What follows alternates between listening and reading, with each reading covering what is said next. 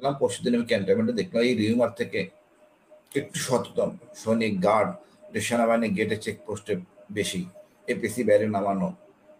তো আমি নিজে ভেকে জিজ্ঞাসা করলাম আয়নাঘরের ওখানে, তোমরা এত পাগল হয়েছে কেন, গুজব নিয়ে এত মাথা ঘামাচ্ছ কেন? জেনারেল নাই, তার জায়গায় রিপ্লেস করব বা চিন্তা করাও উচিত না, আমাদের এই সেনা প্রধান দিয়ে করতে হবে। যেহেতু এই সেনা প্রধান একটা কৃতিত্বের দাবিদার, উনি 5ই আগস্ট অন্তত ব্যারেলটা ইউজ করেন না, আমাদের সাথে ছিলেন, এই দাবি তাকে দিতে হবে। কারণটাই হাঁটতো কেন আওয়ামী লীগ ফেসিস্ট হইল, এই জায়গায় তো কিন্তু আমরা কেউ এই আঘাত করতেছি না। কারণ একজন যখন হাসিনা বলেন সেনাপ্রধানকে হাসিনকে গুম করো বা এই করো, তো সেনাপ্রধান তো সেটা বলেন না। সমস্যা সেনাপ্রধান কথা বলছে এটা এস্টাবলিশড। সেনাপ্রধান কোন প্রেক্ষিতে বলছে, একটা হলো অধিকারের জায়গা থেকে বলা, আস্থার জায়গা থেকে বলা, এটা বুঝতে হবে। হয়তো বৃহত্তর স্বার্থের জন্য বা যে কলিমাল ভাই বললেন আন্তর্জাতিক প্রত্যাশা বা আশা বা গণতান্ত্রিক দেশে যেটা হয় সবাইকে নিয়ে কিছু একটা করা, ওই প্রেক্ষাপট থেকে সেনাপ্রধান বলে দিতে পারেন। আর জিনিসটা ছিল একান্ত বৈঠক, সব বৈঠকের কথা তো আপনি সব জায়গায় বলবেন না। আপনি চাচ্ছেন না ভালো কথা, আপনাদের দলীয় ফোরামে আলোচনা করে এটাকে আপনি ওই জায়গায় দাঁড়াতে পারতেন। ওপেন করা উচিত হয় নাই। সেনাবাহিনী আমাদের সর্বশেষ স্তম্ভ এবং সার্বভৌমত্ব প্রতীক, এটাকে আপনি আসলে ছোট করে ফেলে হাসতার যে খুব গেইন করছে আমি জানি না, লস করছে আমি মনে করি। এরপরে তো সেনাপ্রধান কোনো আলোচনা করবেন না কারোর সাথে। আর আমি ব্যক্তিগতভাবে মনে করি সেনাপ্রধানই আলোচনা করারই উচিত ছিল না, তার সেকেন্ড লেয়ার থার্ড লেয়ার আছে, তারাই আলোচনা করা কথা ছিল। যেহেতু ওদেরকে আপন মনে করছেন, ছেলের মতো মনে করছেন, এদেরকে দিয়ে কাজ হবে, নতুন দিনের প্রত্যাশা মনে করে ওদের সাথে আলোচনা করছেন। জিনিসটা এতটা বুমেরাং হবে আমি আসলে কল্পনা করি নাই। তা আমি মনে করি 11 তারিখের কথা উনি কেন এত পরে বললেন, নাম্বার ওয়ান। যাওয়ার আগে ওনারা কি দলীয় আলোচনা করে গেছিলেন কথা বলতে? আমার মনে হয় না, একান্ত ব্যক্তিগত পর্যায়ে সব কিছু। এখন এই সমন্বয়ে করেই কথা বলা উচিত ছিল, কেন হাসান একা বলল?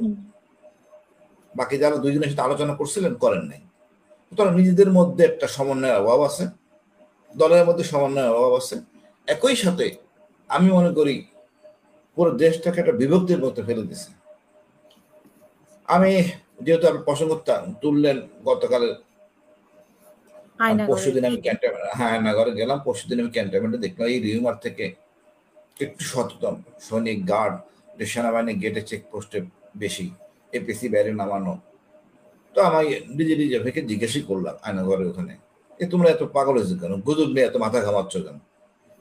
বলে স্যার জান না যেই পরিমাণ গুজব সেই পরিমাণ তো অ্যাকশন নিতে হবে, তাহলে আবার দোষ দিবে আমাকে।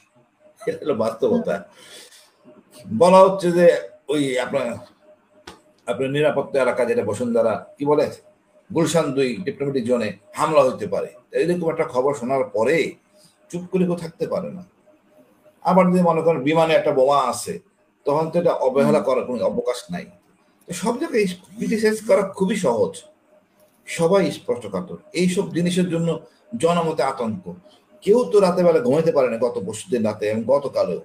ভাই দেখেন স্যার 9 মনে মুখ করলো, আরে কি আশ্চর্য, কোথায় কে মুখ করলো? আমি একটা দিনে বলি সেনাপ্রধান আসলে নামে সেনাপ্রধান, এমনও কথা হয়েছে যে দফায় দফায় মিটিং হচ্ছে সেনা মানে গুজবের শহর হয়ে গেছিল আর কি 2 দিন ধরে। এতটা গুজব আমি জীবনে কাম ক্রস করি নাই। আমি 90 পতনের সময় আর্মি এমপি মিলিটারি পুলিশে মেজর হিসেবে ছিলাম। আমি এতটা মানে জনগণকে এত পাদের হতে দেখি নাই, মিলিটারি অফিসারও পাদের। আসলে ঘটনা কি হচ্ছে তা আসলে এতটা গুজবে বিশ্বাসী হয়ে মানে আওয়ামী লীগ আবার রাস্তায়ও নামছে, এটা আরেকটা সমস্যা হয়েছে। 3 জনকে গ্রেপ্তারও করা হয়েছে ধানমন্ডি থেকে। এই অবস্থায় আসলে আমাকে সবাইদেরকে বিচক্ষণ হতে হবে, সব দিকে হতাশা হলে তো হবে না। আমার সেনাবাহিনী আস্থার প্রতীক, প্রত্যেকটা। আমি কি হয়তো সেনাপ্রধানকে ভোট দেন না, কোনো না কোনো দলকে তো ভোট দেন, বাট এটা প্রকাশ্যে বলবেন না যে আমি একে ভোট দিছি। আমি বলতে পারি অবসরপ্রাপ্ত মারুফ ভাই বলতে পারে আমি এরে ভোট দিছি, বাট সেনাপ্রধান বলতে পারেন না উনি ভোট দিচ্ছেন, উনি বলতে পারবেন না। কেউ না কেউ আমরা কোনো দলে সাপোর্ট করি, সেটা ইন্টারনাল। যা হোক, আমরা এটাকে দৃশ্যমান না করি, নিজের মধ্যে গৃহযুদ্ধ না করি বা নিজেদের মধ্যে এমন কোনো পরিবেশ সৃষ্টি না করি, এটা ভারতের সুবিধা। আমরা যেহেতু সবাই এখন ইন্ডিয়ান চেতনায় আছি, এই চেতনায় আমরা জানি না আমাদের কারো উচিত হবে এনে বাড়াবাড়ি করা, সেনাবাহিনীকে বিতর্কে ফেলা। আমরা এটাও অ্যানালাইসিস করি, সেনাপ্রধানকে দিয়েই সেনাবাহিনীকে সংশোধন, সংস্কার বা দোষী লোকদের বিচার করাইতে হবে, করতে হবে। নতুন কোনো ভালো জেনারেল নাই তার জায়গায় রিপ্লেস করব, বা চিন্তা করাও উচিত না। আমাদের এই সেনাপ্রধান দিয়ে করতে হবে। যেহেতু এই সেনাপ্রধান একটা কৃতিত্বের দাবিদার, উনি 5ই আগস্ট অন্তত ব্যারেলটা ইউজ করেন না, আমাদের সাথে ছিলেন, এই দাবি তাকে দিতে হবে, এই প্রশংসা তাকে দিতে হবে। এখান থেকে সরার কোনো স্কোপ নাই। এখানে ইভেন তার জীবন সংকটাপন্ন ছিল, এই জিয়াউল হাসান মুজিব তার জীবন সংকট ফেলে দিয়েছিল। এই জায়গায় সেনাপ্রধান দাবি থাকে, এবং পিতৃত্বের অধিকার থেকে, দেশের ভাবমূর্তি রক্ষার অধিকার থেকে উনি বলতেই পারেন যে আওয়ামী লীগ নির্বাচন করুক। আমরা জানি আওয়ামী লীগ কিছু পাবে না, বাট বলতেই পারেন বড় ভাই হিসেবে, দেশের একটা মানে স্টেক হোল্ডার হিসেবে বলতে পারেন। বাট এটাকে এইভাবে দৃশ্যমান করা উচিত হয় নাই। আমরা হয়তো বলতেছি, আমি বলবো হাসিন, গতকাল আমি আয়নাঘরে গেছি, দেখে আমার খুব বিব্রত অবস্থায় পড়ছি, মানে স্মৃতিচারণ করতে যাই, বা আমি আসলে কেউ জিজ্ঞেস করলে বিব্রত হই। তো আমার খুব কষ্ট হয়েছে। আমি তো মনে কখনোই চাইবো না হাসিনা তো ভালো, আওয়ামী লীগ এক্ষুনি এটাকে ব্যান করে দিই, বাট এটা তো আমার কষ্টের কথা। বাট যখন আমি দায়িত্বশীল জায়গায়, মানুষ জামানের জায়গায় যাবো, আমি এটা বলতে পারবো না।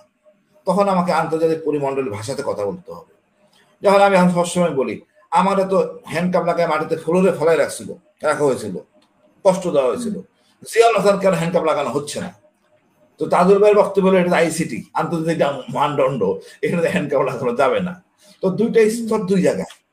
তো সেন্টিমেন্ট গুলি আমাকে কন্ট্রোল করতে হবে। আমরা সবাই বয়োজ্যেষ্ঠ, দেশটাকে ভালোবাসি, আমরা অনেক কিছু আশা করি দেশ থেকে, আমরা সংস্কার করি যেগুলো দরকার আমাদের, তা আমরা সেগুলো নিয়ে আলোচনা করি।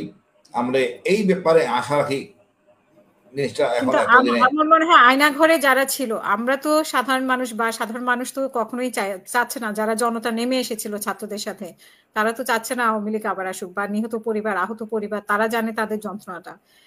ঠিক সেরকমই আয়না ঘরের লোকজনও কিন্তু জানে যে তাদের যন্ত্রণাটা কি, তারা কি যন্ত্রণায় ছিল। তারাও তো কখনোই চাইবে না যে আওয়ামী লীগ পুনর্বাসন হোক বা আসুক। আপনি নিশ্চয়ই জানেন যে অনেক গল্পই আছে অনেকের, যে এমন হয়েছে যে গুম হয়ে কিন্তু ফেরত আসেনি, পাগল করে রাস্তায় ছেড়ে দেওয়া হয়েছে। মানে আমি অনেকের সাথে আলোচনা করে যেটা কি পেলাম আর কি, তাদেরকে মারতে মারতে বা ওষুধ দিয়ে পাগল করে ফেলেছে। আপা, যে সংখ্যাটা আমরা জানি তার যে কয়েক গুণ, 8-10 গুণ বেশি। আমার আপন শালীর বর 2 মাস গুম ছিল, আপন শালী, তার বর 2 মাস গুম ছিল, এবং সে গুম থাকার কারণে তাকে আমি আনতে পারি নাই যে তুমি বলো, গুম কমিশনে যাও। সে আমার ভয়ে, যেহেতু আমি বড় বোনের জামাই, হচ্ছে বড় ভাই, দুলাভাই, সাই বলুন, সে আমার এলাকায় 10 নম্বরে বাসা ছেড়ে সে বসিলে চলে গেছে, যদি আমি তার ডাকি মোবাইল ধরে না। এই আতঙ্ক ভয়ের মধ্যে আস্তে আস্তে তো আসি আমরা। তারপরে চাই আমরা আগামী দিনগুলি ভালো থাকুক, কোন বিপদে না পড়ি। এই জন্যই আসলে আমরা তো চাইবো না এরকম জিনিস সৃষ্টি হোক। এই সৃষ্টির কারণটাই হাঁটতো, কেন আওয়ামী লীগ ফ্যাসিস্ট হইলো, এই জায়গায় তো কিন্তু আমরা কেউ এই আঘাত করতেছি না।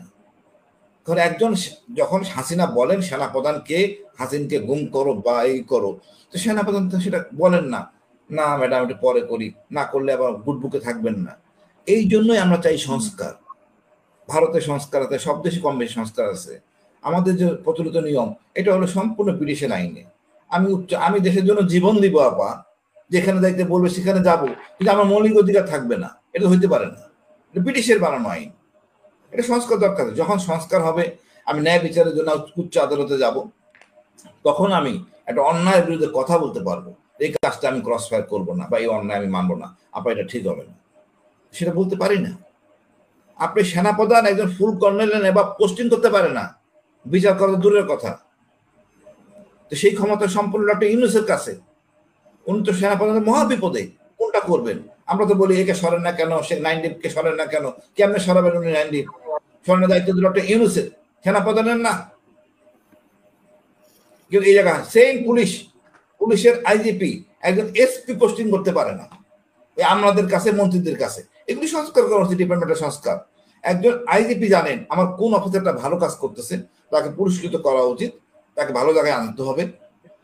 সেনাপ্রধান জানেন তার কোন ব্রিগেডিয়ার ভালো, কোন জেনারেল ভালো, তার কোথায় আনা উচিত, তা করতে পারেন না।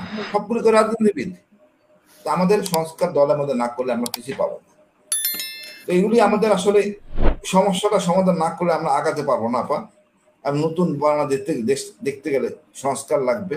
ইনশাল্লাহ আমাদের সেনাবাহিনী আমাদের অনেক কিছুই আশা পূরণ করবে। ধন্যবাদ আপা।